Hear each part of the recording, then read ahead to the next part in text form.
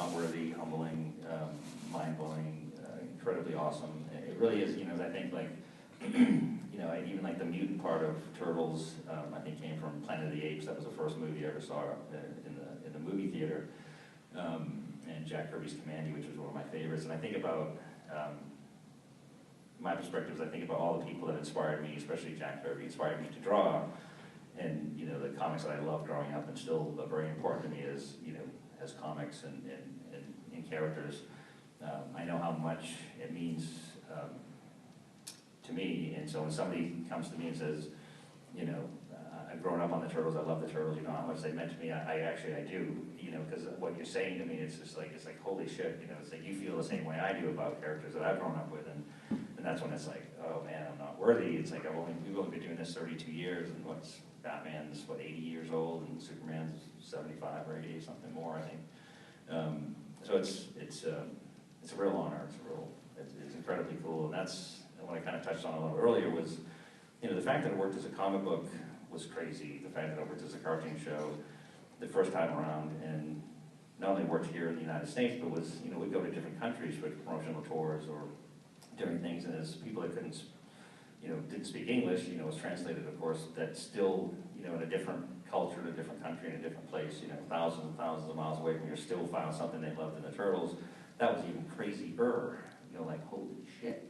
The first time I went to Paris, I remember standing in front of the Eiffel Tower, amazed at the Eiffel Tower, and right there was a poster for the Turtles' first movie, and it's like, there's something wrong with this picture, seriously. But now these days, it's, the kids that come up that have discovered it and sharing it's become generational. That's even crazy, because you can't tell, you couldn't tell me when I was a kid what was cool and what was not. You can't tell kids today what's cool and what's not. They'll tell you what they like and what they don't like. And the fact that they found something in the Turtles they like, all these years later, it's like, holy shit, wow. It's pretty cool. Awesome, thank you. Yes, sir.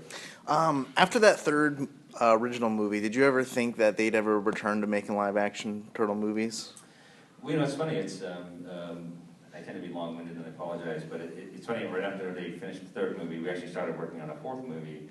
And what's interesting is we actually introduced. We were working with New Line Cinema. We got to introduce a fifth turtle character named Kirby. It was a male turtle character, and we worked on that for I think a couple of years.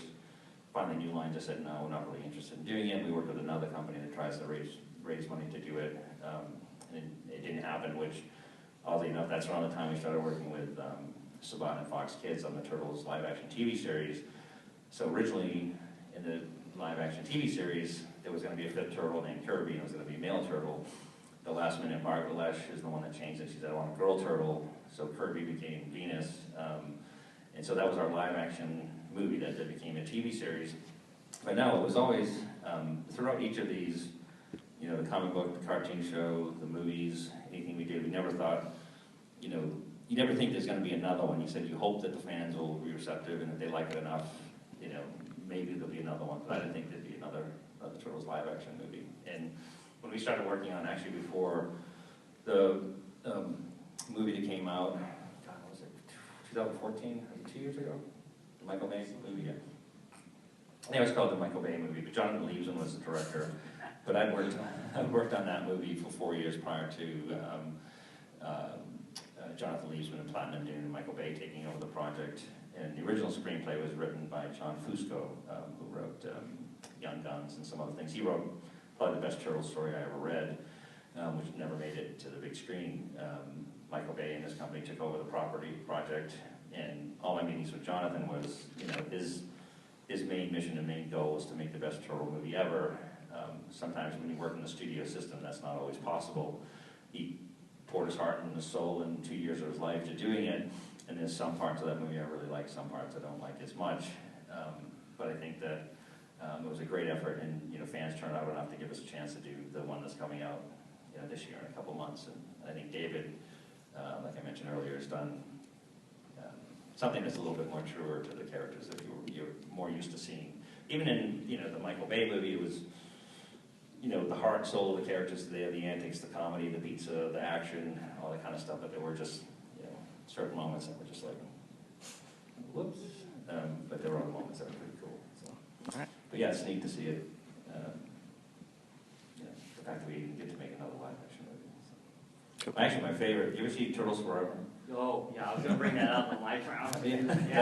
That was like, it was an animated movie. That was a good one. homage to every generation of Turtles. Yeah, when they four kids pitched the idea, it was one of the last things that they did before Viacom bought the Turtles, and it was like, you know, the idea that they take the 2000 Turtles, which are edgier Turtles, meet the 80s Turtles, which are the more comedic Turtles, meet the black and white Turtles, and this story that it goes back. It was just, when they pitched the idea, I was like, that's going to either be the most awful thing ever, or it's going to be absolutely genius, and I thought it was quite genius. They did a great job.